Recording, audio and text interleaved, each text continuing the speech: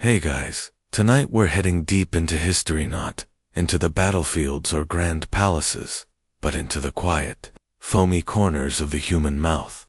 You ever wonder how someone in 1000 BC brushed their teeth? Or, well, didn't? What if I told you bones, twigs, charcoal, and even ashes were involved? Yeah, if you think forgetting your toothbrush on a weekend trip is bad, try being born before toothbrushes even existed. So, before you get comfortable, take a moment to like the video and subscribe, but only if you genuinely enjoy what I do here. And hey, drop your city and current time in the comments. I like knowing where my listeners are dozing off from. Now, dim the lights, maybe turn on a fan for that soft background hum, and let's ease into tonight's journey together. So, you wake up in a small stone hut. There's a soft chill in the air, and you groggily rise from your straw bedding. You stretch, scratch your head, and realize your mouth feels like someone stuffed it full of dry wool and graveyard dirt. Morning breath is not a modern invention. It's a universal human experience. But there's no toothbrush, no toothpaste, no sink, and definitely no mouthwash. You're in ancient Mesopotamia. Your only tools are what you can find lying around, perhaps a twig, a cloth, or a bit of chalky dirt. You try rubbing your teeth with your finger. It helps a little, but not much. You grab a flat rock and grind it against a wall to create some powder, then mix it with water to make a gritty paste. It's not pleasant, but it scrubs the film off your teeth. Maybe this kind of low-effort, high-ingenuity method was your ancestors' best attempt at oral hygiene. In some cultures, people chewed on fragrant herbs or tree resin, not so much to clean their teeth, but to mask the smell of their breath. Mint leaves, cloves, and cinnamon bark were all ancient breath fresheners. Technically effective, debatable, but aromatic, for sure. Archaeologists have even found evidence that people in Babylonian society used something resembling toothpicks, tiny, pointed sticks made of silver or bronze, often found in burial sites alongside combs and tweezers. It's kind of heartwarming, in a weird way, that humans cared about grooming even in the afterlife. Now imagine you're a Greek philosopher around 400 BC. You've just finished a long night of wine-fueled debate under the stars. You're tipsy, a little poetic, and your mouth feels like someone smeared feta cheese on your molars. You might reach for a wool cloth, rub it along your gums and teeth, or chew on a bit of licorice root, which some believed helped fight bad breath. The technique wasn't clinical, but hates something. And that's the thing. For much of early history, oral hygiene wasn't about removing bacteria. Nobody knew what bacteria was. It was about ritual, comfort, and maybe a vague sense of keeping clean. Fast forward to the Indus Valley. Around 2500 BC, people were already using what we'd today call chewing sticks. These were thin twigs from specific trees like neem or miswak that naturally had antibacterial properties.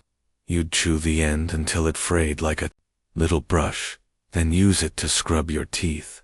Simple, elegant, effective. These tools are still in use today in many parts of the world, which is kind of poetic when you think about it. A dental solution that predates toothbrushes by millennia, and it still works. It's easy to scoff at history with a smug, minty fresh grin from the 21st century. But if you zoom out, the sheer creativity of our ancestors in keeping their mouths relatively clean is impressive. And sure, maybe you wouldn't want to share a kiss with someone from ancient Samaria, but who knows, they might smell like fresh basil and have the most charismatic, gap-toothed smile you've ever seen. So tonight, as you gently drift off, just know, even in the humblest huts of early civilization, someone woke up, yawned, and thought, ugh, my mouth feels gross. The toothbrush hadn't been invented yet, but the desire to start fresh, that's eternal. Asterisk, you're in ancient China now. It's sunrise. The light filters through rice windows, soft and golden. You're a scholar, draped in layered silk, preparing for a day of quiet study and scroll copying. But first you need to clean your teeth. You reach for what looks like a slender stick, notched and softened at one end, but next to it lies something far more interesting, a carved animal bone, its end embedded with stiff bristles from a boar's neck. Congratulations! You may be holding one of the world's first, recognizable toothbrushes. While we often associate ancient China with fireworks and philosophy, it turns out they were also early pioneers in personal hygiene. The Chinese are widely credited with inventing the earliest version of the bristle toothbrush, around the Tang dynasty's 7th century AD or so. Instead of plastic handles and synthetic bristles, these brushes were made using bamboo or animal bone for the handle and coarse boar hair for the bristles. The result? Something surprisingly effective and slightly terrifying if you have sensitive gums. Now let's be clear. Historians are still debating whether this counts as a true toothbrush or more of a ceremonial grooming tool. Some argue it was more like a tongue scraper or a gum stimulator. Others believe it was used exactly how we use toothbrushes today, just with more blood and less mint. Archaeological records are, well, spotty. But either way, the intent is clear. People wanted to feel clean, to freshen up, and to keep their mouths from becoming petri dishes of ancient plaque. You sit down at a low wooden table and carefully rub your bone brush along your teeth, dipping it occasionally in a mixture of salt, herbal powder, or even vinegar. It doesn't foam, there's no sweet aftertaste, and your gums sting a little. But it works, kind of. The bristles are firm, not soft, and they tug at bits of last night's dinner. Still, it feels like a ritual, something grounding to start your day. Meanwhile, in the Islamic world, another kind of dental care tool is taking shape. The miswak, a chewing stick derived from the Salvadora persica tree. It doesn't just clean your teeth, it also serves spiritual purposes. Using the miswak before prayer is recommended in Hadith, making dental hygiene part of daily devotion. The miswak is antibacterial, biodegradable, and shockingly effective. You just chew until one end becomes brush-like, then scrub away.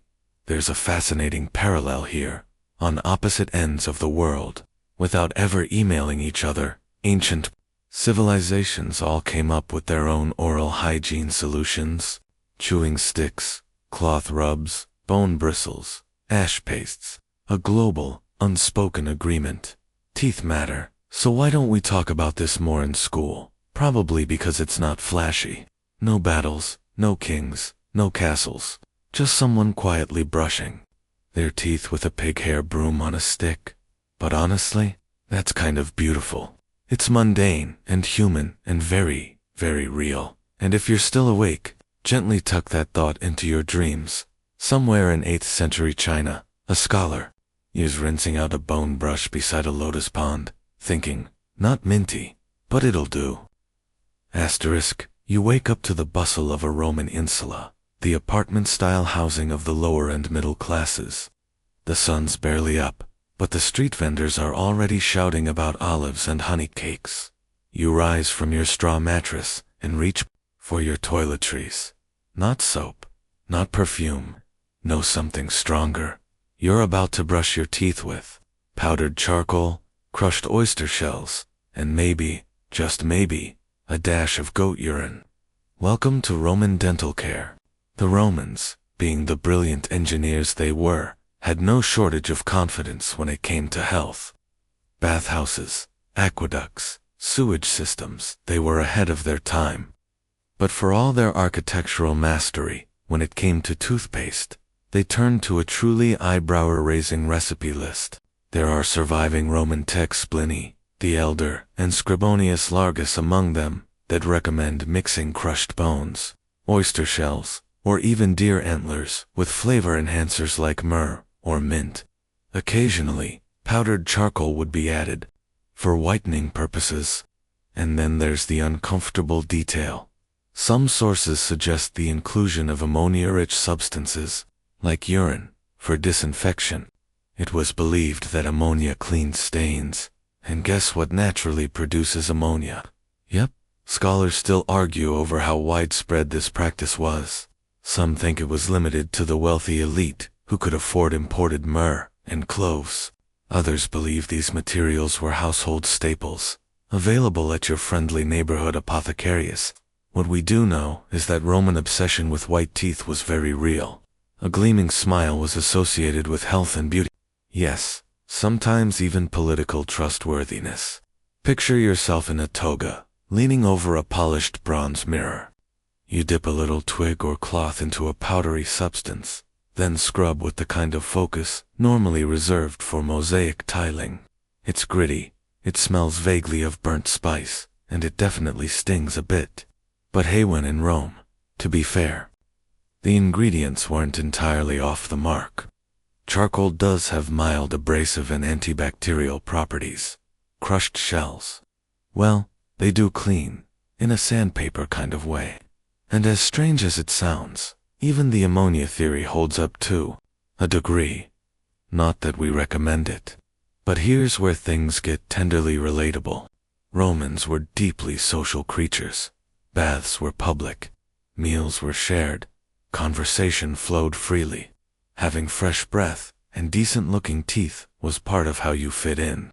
Cleanliness wasn't just about health, it was about respect, and in a world where most work was done face-to-face, that mattered. So the next time you squeeze out your mint gel from a plastic tube, take a moment to remember. Someone in ancient Rome did the same thing, just with a lot more oyster shell dust, and a prayer to Minerva that they didn't bleed from the gums. As you drift off, picture a Roman citizen gently scouring their molars by candlelight, muttering, "Ugh, I should have splurged for the cinnamon blend." Asterisk, it's the 12th century. You're in a damp stone cottage somewhere in the English countryside. The morning air is brisk, a little smoky from last night's hearth fire. Chickens cluck outside. A rooster's late crow cuts through the mist. You yawn, sit up, and without realizing it reach for the small bundle of herbs tucked in a linen pouch by your bedside. No toothbrush, no paste, just a sprig of fresh parsley and a bit of sage. Welcome to the world of medieval dental hygiene. In medieval Europe, teeth weren't ignored, they were just treated differently.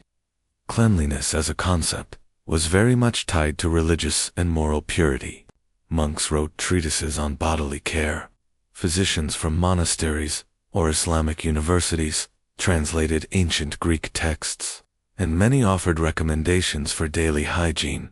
And yes, dental care was part of that, but tools were few, so you had to get creative. People used cloths to rub their teeth, wooden sticks to dislodge food, and herbs to freshen their breath. Notably, parsley, sage, and mint. These weren't just seasoning, they were medicinal. Chewing them helped with digestion and cleared odors. Some texts even recommend mixing salt with sage powder and rubbing it on teeth with linen. You lean forward over a wooden bowl, take a rough cloth, dip it into salt water, and begin scrubbing. There's no lather, no sweet froth, just the gritty, grassy scent of crushed herbs and the faint metallic temps of salt. You grimace a little as your gums sting. Then you chew a parsley sprig and spit into the bowl. Not the most glamorous way to start your day, but it works. Some higher-class households, especially in Italy and southern France, had access to more refined tools like silver toothpicks or ivory scalers to scrape away tartar. But for the average villager, dental care was humble and herbal.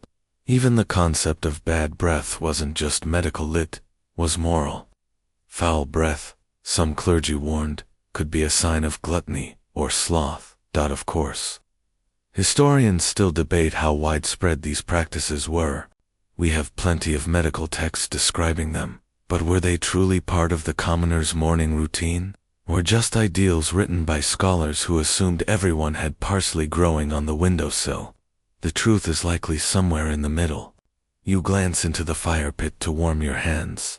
Your teeth feel cleaner though, one molar still aches a bit. You know that if it gets worse, there's a blacksmith down the road who can pull it. No anesthesia, just prayers and a strong arm.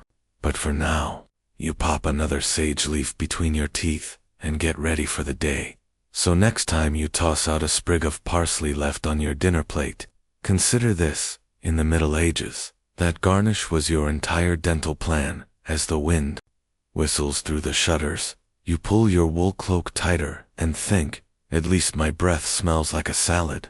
Asterisk, you're now at a lavish banquet hall in Florence, sometime around the late 15th century. The kind of room that smells faintly of rosewater, roasted duck, and freshly sanded walnut furniture. Velvet drapes hang heavy over arched windows. Candlelight flickers off goblets, oil paintings, and one truly extravagant set of golden-laid toothpicks on the table. You adjust your doublet tees. You're wearing one no and prepare to navigate a social minefield as perilous as it is. Pointy post-feast dental etiquette among the Renaissance elite. During the Renaissance pick, especially in Italy and Spain, the humble toothpick wasn't just a cleaning tool.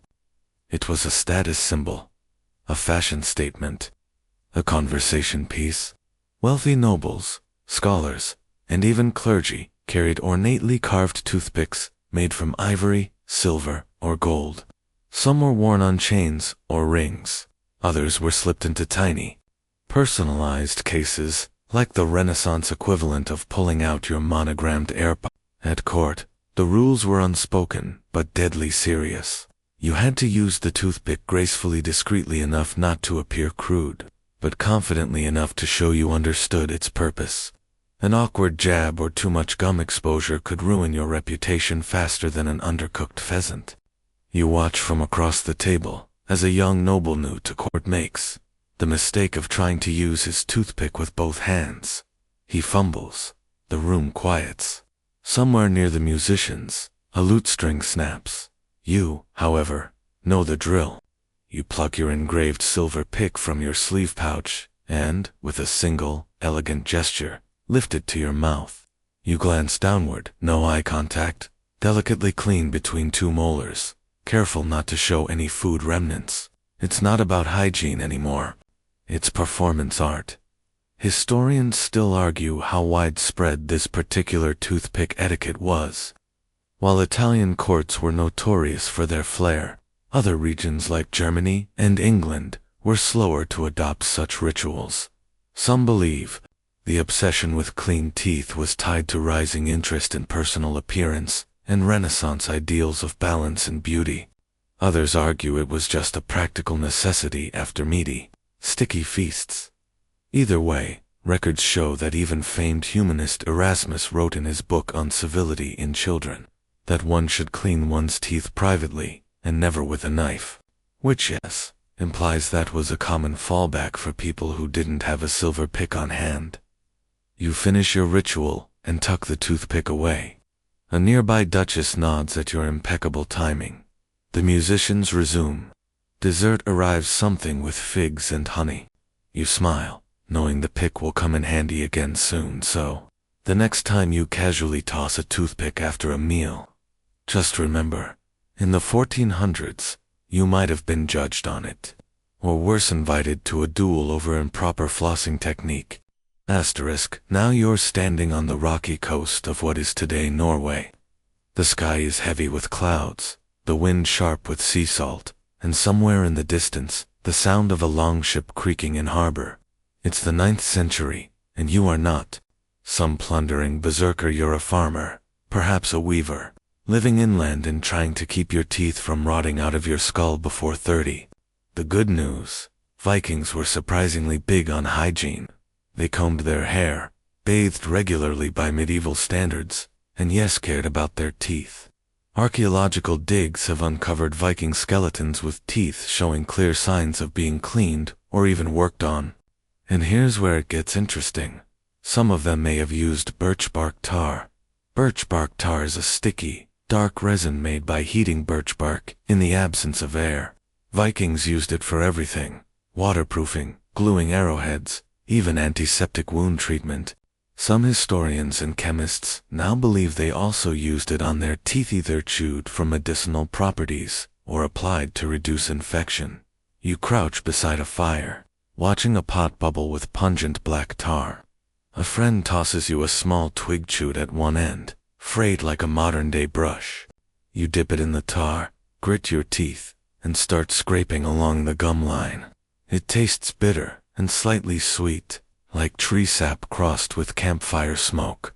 It doesn't foam, it doesn't mint, but you feel cleaner, and that stick you're holding, it might just be history's first chewing stick, a predecessor to both the toothbrush and gum. Used across many cultures, chewing sticks were stripped of bark on one end and softened into a brush.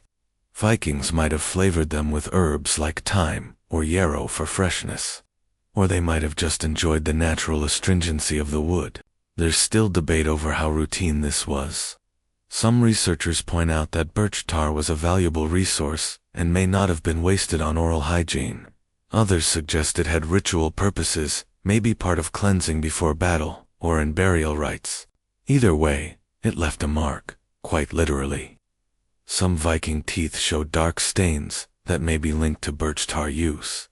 You spit out a fleck of bark, wipe your mouth on your sleeve, and glance toward the horizon. The wind picks up. You imagine that, somewhere on that distant ship, another Viking is doing the same, chewing a twig, ready to raid and sparkle while doing it. So next time someone jokes about Vikings being filthy savages, feel free to correct them. They probably smelled better and had cleaner teeth than most 14th century monks. You're walking through a bustling marketplace in Cairo, sometime in the 10th century. The air is thick with the scent of cumin, dates, and frankincense. Merchants shout over one another in a dozen dialects, fabrics billow in the desert breeze, and just beside a vendor selling spices and dried fish, you spot something curious, a man calmly chewing on a stick. He's not stressed, not impatient. He's brushing his teeth. That stick is called a miswak, and it's been around for centuries. Made from the Salvadora persica tree, sometimes called the toothbrush tree, it naturally contains antibacterial compounds, astringents, and fluoride. That's right, the plant knew about oral hygiene long before Crest did. You buy one, just to try. It's fibrous at the end, slightly bitter, but not unpleasant.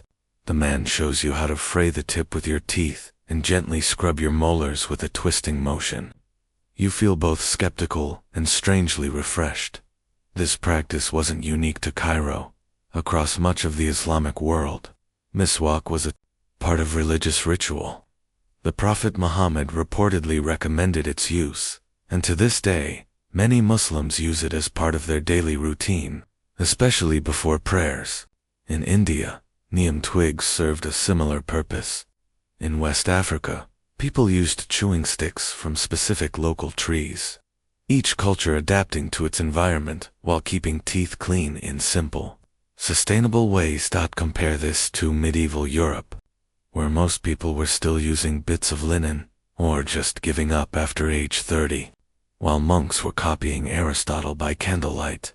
People in Baghdad were translating advanced Greek, Persian, and Indian medical texts, refining them with original research, and writing entire treatises on personal care, including dental hygiene. And here's where historians still scratch their heads. Despite these advances in the Islamic world, dental tools and knowledge didn't cross into Europe widely until much later. Was it cultural pride, a language barrier, religious tension, all of the above? Scholars are still debating why a myth never made it into a monastery toolkit. You lean against a sandstone wall, miswak in hand, and watch as people pass, some chewing, some not.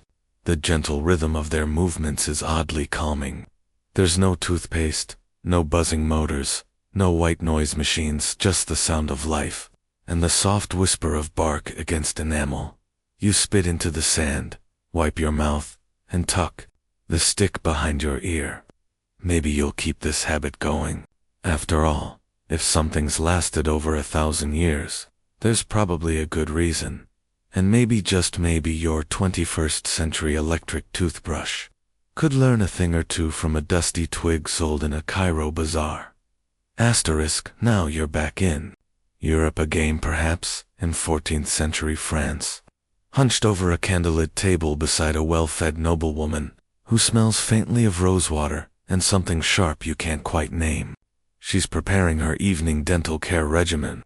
No toothbrush, no minty gel, just a small ivory box, a stick of burnt bread, and something pink and crumbly in a dish.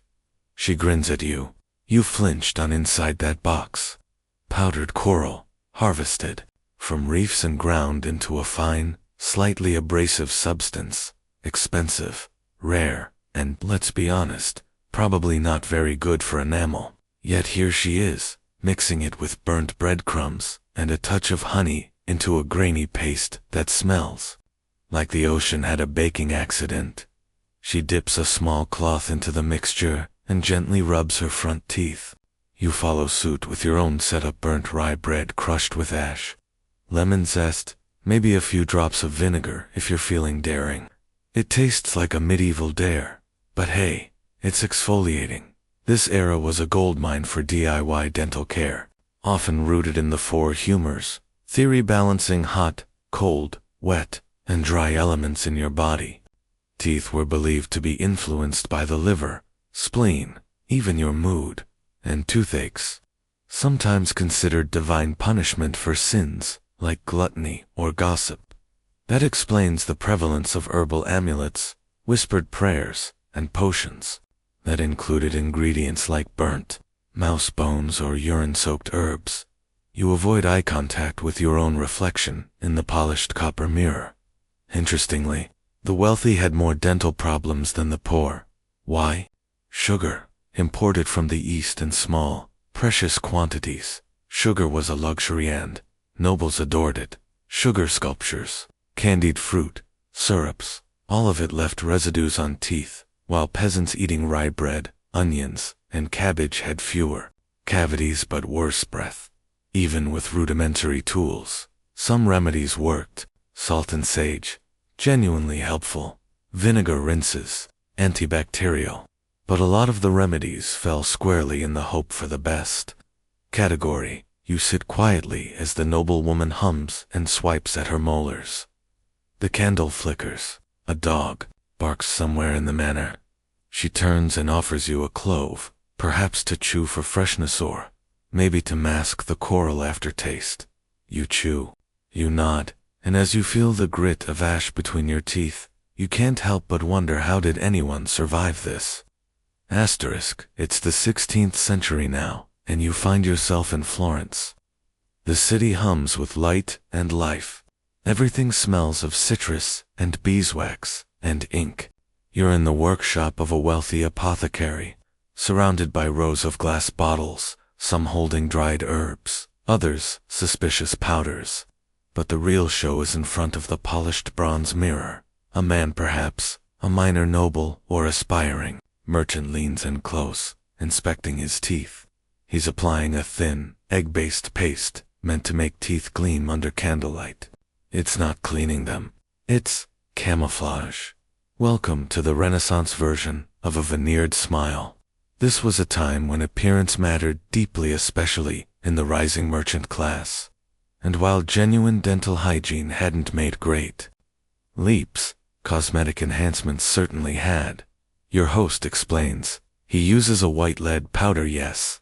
Lead, as in toxic to give his teeth a pearly hue, combined with egg whites and a touch of crushed pearls, if one could afford it. It created a temporary polish that was both elegant and, well, deadly. The irony of dying for beauty has a long history. You try a dab on your own teeth. It tastes like regret and faintly of chalkboard. But that's not all. The Renaissance also saw the rise of elixirs, oral tonics sold by traveling healers and tooth doctors. They often included ingredients like alcohol, clove oil, cinnamon, vinegar, and crushed mint. Some even had bits of opium or mercury. Did they clean your teeth? Not really. Did they make your mouth tingle and distract you from the pain of a rotting molar? Absolutely. There were innovations too. Leonardo da Vinci himself sketched detailed diagrams of the human jaw and teeth. He noted the curves, the roots, the way enamel cracked. But even the great Leonardo didn't invent a better toothbrush. Historians still wonder why. Maybe he simply found chewing sticks beneath him more, maybe. He never had a toothache severe enough to try. You glance at the apothecary's assistant, a young woman with startlingly white teeth. She swears by rinsing her mouth with diluted wine, twice daily. Keeps the humors balanced, she says. You're unconvinced as evening settles over the red-tiled rooftops. You walk back through the piazza. Statues loom, fountains gurgle. You pass a stall selling sugared almonds and candied orange peel. You hesitate. You've just painted your teeth with lead. After all, you take one anyway. Chew carefully, smile, but not too wide, and somewhere, a tooth quietly begins to ache. Asterisk, now it's the 17th century, and you're in the New World, or what Europeans have started calling it. Perhaps it's a chilly morning in early Boston, or a muggy evening in Port Royal. Either way, you're sitting in a wooden cabin, holding something deeply questionable in your hand, a boar's bristle brush jammed into a bone handle. Yes, finally, a real toothbrush. Sort of. Imported from China and adapted for European use. Early toothbrushes began showing up in wealthier colonial homes by the late 1600s, but they were rare, expensive, and a bit terrifying. The bristles came from pigs, stiff and oily. The handles, often animal bones, or even ivory, if you had coin to spare. The one in your hand smells faintly of salt pork. Your host, a portly merchant with tobacco-stained fingers, dips his brush in a tin of homemade paste charcoal, burnt bread, salt, and a touch of honey. He starts scrubbing with gusto. The sound is ... unsettling. You follow suit. The bristles jab your gums like tiny spears, and within seconds, you understand why so many people stuck with chewing sticks, little twigs from aromatic trees like sassafras or willow, frayed at one end, and gnawed to a fibrous nub. Not effective, exactly, but gentle, kind of. You look around the cabin. On the mantel is a small bottle labeled Elixir Dentale. Inside, mostly alcohol and mint. A splash after brushing is supposed to freshen breath and stimulate the humors. You try a sip. It burns a trail down your throat and somehow makes your eyes water. Cleanliness achieved through shock. Apparently, colonial attitudes toward hygiene were ... patchy. In some circles, brushing daily was encouraged. In others, it was considered fussy or even vain. The Puritans, for example, might accuse you of vanity for caring too much about your teeth. God loves you rotten or whole, after all. But there's another angle, the influence of indigenous practices. Some Native American tribes chewed aromatic roots or used ashes as natural cleaners. Their teeth were often better preserved than those of European settlers, and modern researchers still debate how much the colonists learned and appropriated from them. That part of the story, historians still argue. Back at your merchant friend's cabin, he shows you his prized possession, a toothpick made of whalebone, tipped with silver. It gleams in the candlelight, absurdly luxurious for something meant to dig between molars. You step outside. The night air is crisp. Somewhere, a church bell rings. You run your tongue along your teeth, still gritty, slightly sore, but for now, intact, and that's something.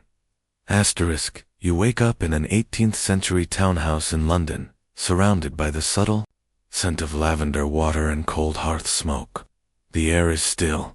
A maid pours a small basin of water and places it on your vanity, next to an ornate tin-marked tooth powder, lemon, and coral.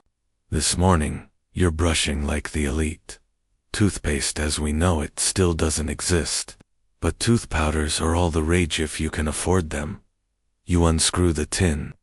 Inside, powdered chalk, burnt eggshells, crushed coral, and a hint of lemon oil.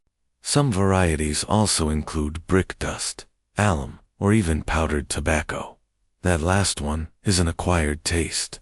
You decide to skip it. Using a stiff bristled brush made of horsehair, you begin your morning ritual. The powder tastes sharp and earthy. Your gums tingle. You wonder if that's a good sign. Likely not. You're staying with a gentleman who takes pride in his dental display. On the mantel, next to his snuff box and porcelain figurines, lies a mother-of-pearl-handled toothbrush and a silver tongue scraper. Yes, even the tongue has joined the oral hygiene party. Breakfast is tea and toast.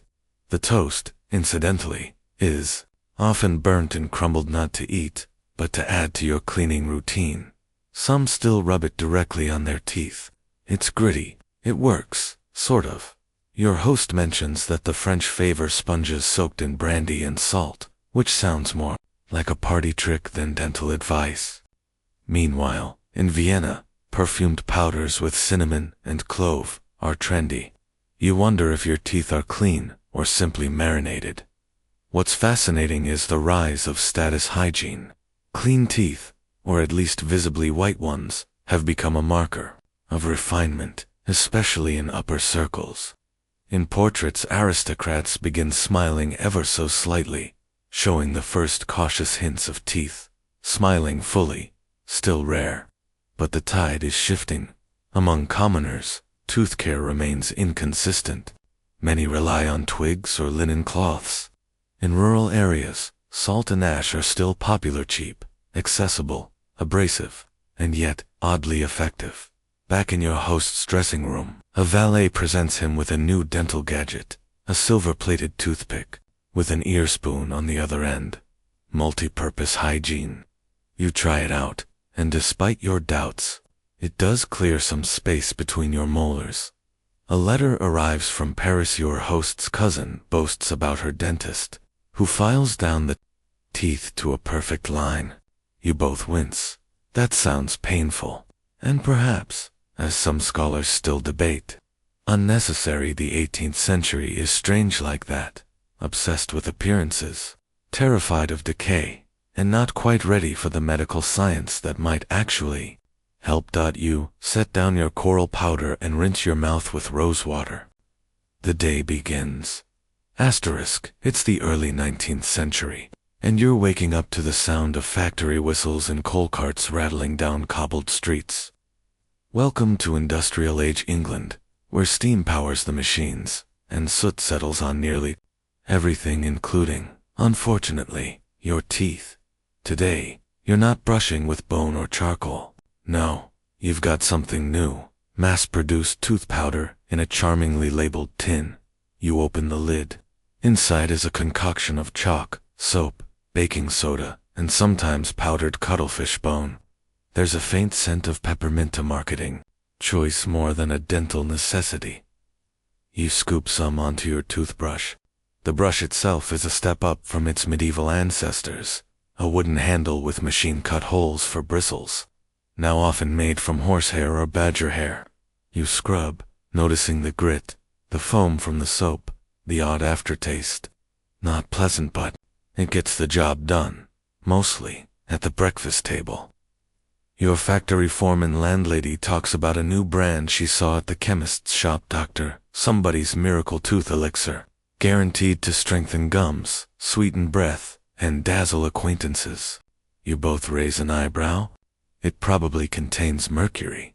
She offers you a sip of Lister's carbolic mouthwash, an early antiseptic. It burns like judgment, but it's a step toward modern hygiene. You feel strangely reassured, even as your eyes watered. In cities, advertising for dental products is booming. Posters and pamphlets promise miracle powders, elixirs, and pills. Some even contain opium, because why not? Pain relief and oral care, two birds, one stone. Historians still argue over just how damaging these products were. You pass a chemist's window on your way to work. Inside, elegant tins and glass bottles line the shelves, marked with gold script. Cleanliness is now commercialized. At the same time, dentists are becoming an official thing. No longer just barbers with pliers, They're setting up real practices, offering extractions, prosthetics, and scientific cleaning. If you're lucky or rich, you might get a porcelain tooth to replace a lost one. If not, it's back to wooden pegs or gaping holes. And while innovations bloom in the city, rural folk still cling to time-worn traditions, rubbing teeth with sage leaves, gargling salt water, or simply avoiding sugar. Not a bad idea, honestly. Before bed, you brush again twice in one day. Imagine that. The tooth powder feels oddly familiar now. There's even a minty finish. You look in the mirror, an industrial-made thing of glass and brass, and catch your own reflection, a bit smudged, a bit covered, but smiling. Asterisk, you're standing in front of a gleaming white-tiled bathroom in the year 1892. You blink. Where's the goat bone? The ashes? The crushed coral? None of that. Instead, in your hand is a small metal tube, soft to the touch, labeled Dr. Sheffield's Creamed Mithras. You just opened the first commercially produced toothpaste in a tube, and it feels like sorcery. Gone are the jars and tins. This new format, borrowed from artists' paint tubes, makes oral hygiene look sleek, efficient, even a little glamorous. You squeeze gently, and a white ribbon spirals out like frosting. It smells of mint. You're not sure if it's medicinal or dessert. Your toothbrush is still made of bone, but it's slimmer now, more ergonomic. The bristles are coarser than you'd like boar hair, most likely, but the paste glides smoother than powder ever did. You look around the bathroom, which is a small miracle in itself. Indoor plumbing, tiled walls, a mirrored cabinet stocked with hygienic novelties. Tooth care is becoming part of a daily ritual, not just an occasional act of desperation. Your host, a middle-class Boston dentist with very white teeth, tells you about glycerin, a new ingredient that keeps toothpaste moist. He's excited about recent discoveries in oral bacteria. Bacteria? You ask, blinking. Oh yes, he says. Tiny creatures that ruin everything.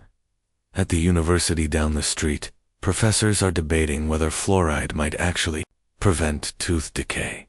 That's controversial. Many still believe brushing alone is enough, or that diet matters more. Historians, even today, still debate how impactful early formulations were without fluoride. Later that week, you attend a dental convention. Why not? And the buzzword is accessibility. For the first time in modern history, clean teeth are not just for the rich. Toothpaste is cheap enough to reach working-class households, especially in cities. You step onto a train to visit your cousin in New York. She's just bought a family-sized tuba novelty. Her children find brushing fun now. It's like squeezing cake icing every morning. One of them tries to eat it. She calmly tells him it's not candy. Toothbrushes are also going mass market, thanks to better materials and manufacturing. You see rows of them in general stores. Ivory handles for the wealthy, celluloid for the masses. Everyone's getting in on the hygiene game. In the evening, you wash up. You feel strangely comforted by the routine. Squeeze, brush, spit, rinse. It's no longer an experiment. It's a habit. A small act of self-care as you extinguish the gas lamp and lie down.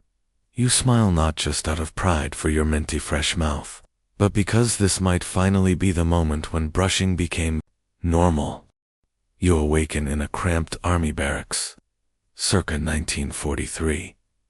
The air smells of metal, starch, and nervous anticipation.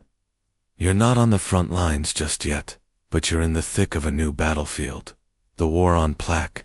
In your hand is a army hygiene kit, and yes, it includes a toothbrush. This toothbrush is no longer made of bone or ivory. It's plastic, celluloid, and nylon, specifically to wartime materials, developed not for comfort, but for necessity. Nylon bristles are stiffer and longer lasting than the boar hairs of yesteryear. They don't retain bacteria or break off mid-scrub. You run your fingers along the bristles, efficient, sterile, a little Harsh dot beside the brush sits a tube of government-issued toothpaste. It smells generically minty, with a hint of something chemical underneath. Some soldiers joke it tastes like the inside of a tank, but you use it anyway. You're ordered to, because by now, militaries have figured it out. Bad teeth mean bad soldiers.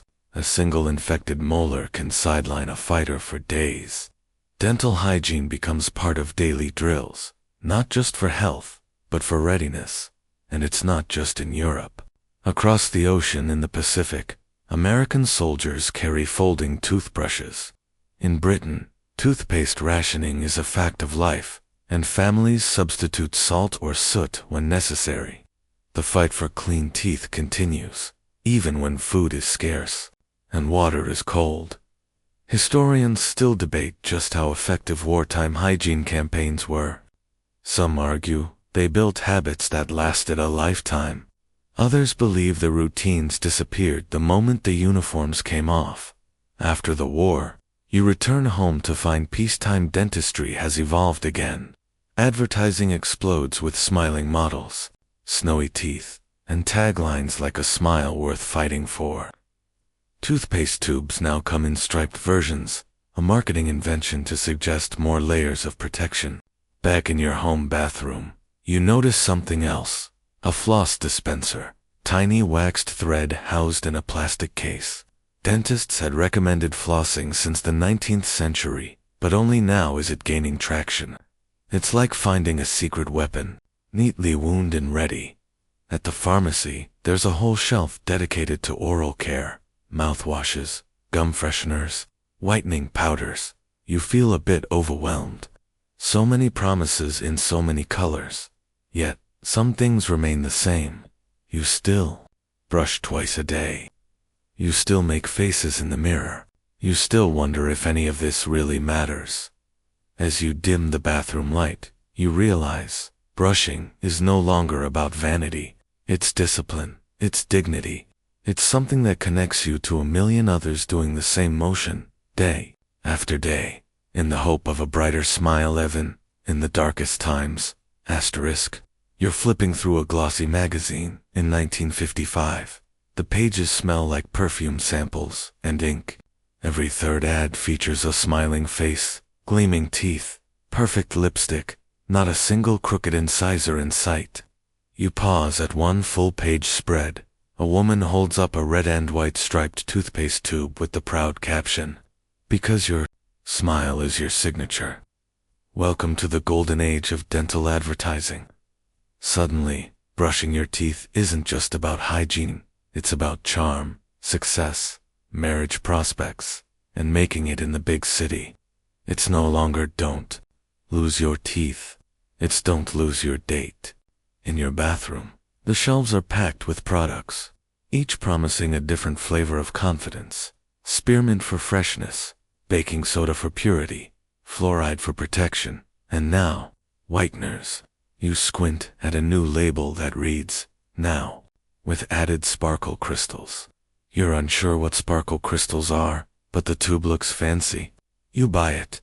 You begin to notice how dental products are now gendered.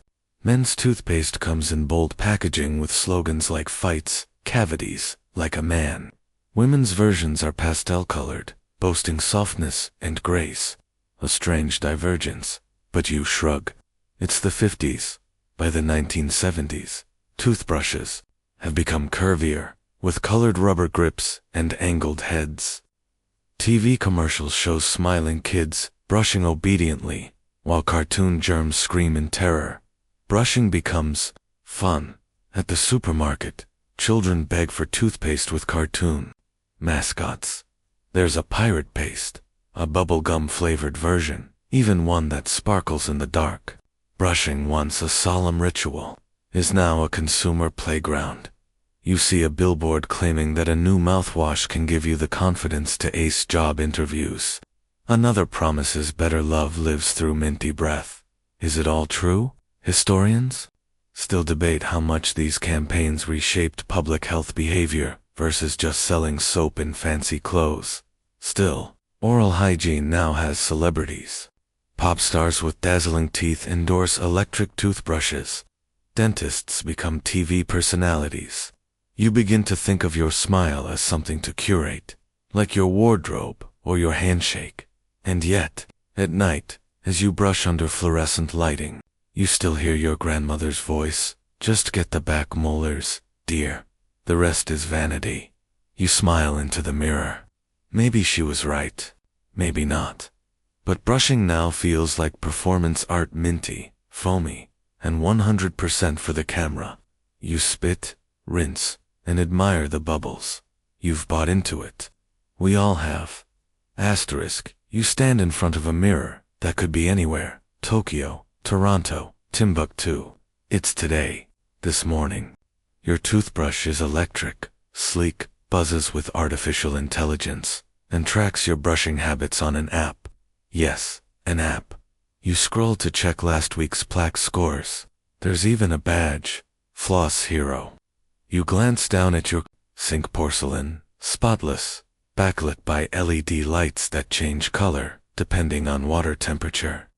Your toothpaste cap flips open with a satisfying click. The mint hits instantly, sharp and clinical, like someone bottling a glacier and selling it to suburban families. As you brush, you wonder how far we've come, from burnt eggshells in Neolithic caves to digital toothbrushes with pressure sensors. From chewing sticks soaked in sweet myrrh to toothpaste infused with charcoal, coconut oil, probiotics, and whatever else is trending on the algorithm today. The history of brushing teeth is not just a timeline of cleanliness, it's a story about civilization itself. And yet, some things don't change. You still lean over the sink with the same awkward tilt as a medieval monk or a Roman matron. You still wince when the bristles hit that one sensitive spot. You still debate whether to floss tonight or just pretend you already did. Outside your window, the world is loud, fast, a little chaotic. But in here, there's a strange peace in the act of brushing, a kind of ritual, a micro-meditation.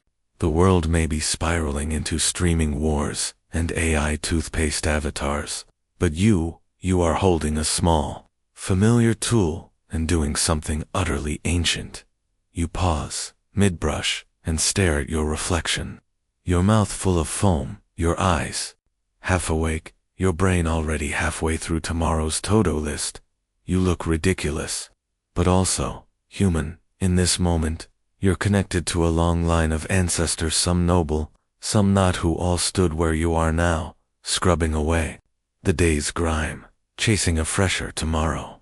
From soot to sensors, it's always been about one thing, starting over clean. And so, you rinse, you smile, you go to bed. Because even if bones were involved, even if hedgehog bristles once scraped across enamel, even if mint used to be moss, the impulse remains to polish a small part of yourself, so the world doesn't feel quite so unmanageable. That's why we brush. That's why we've always brushed.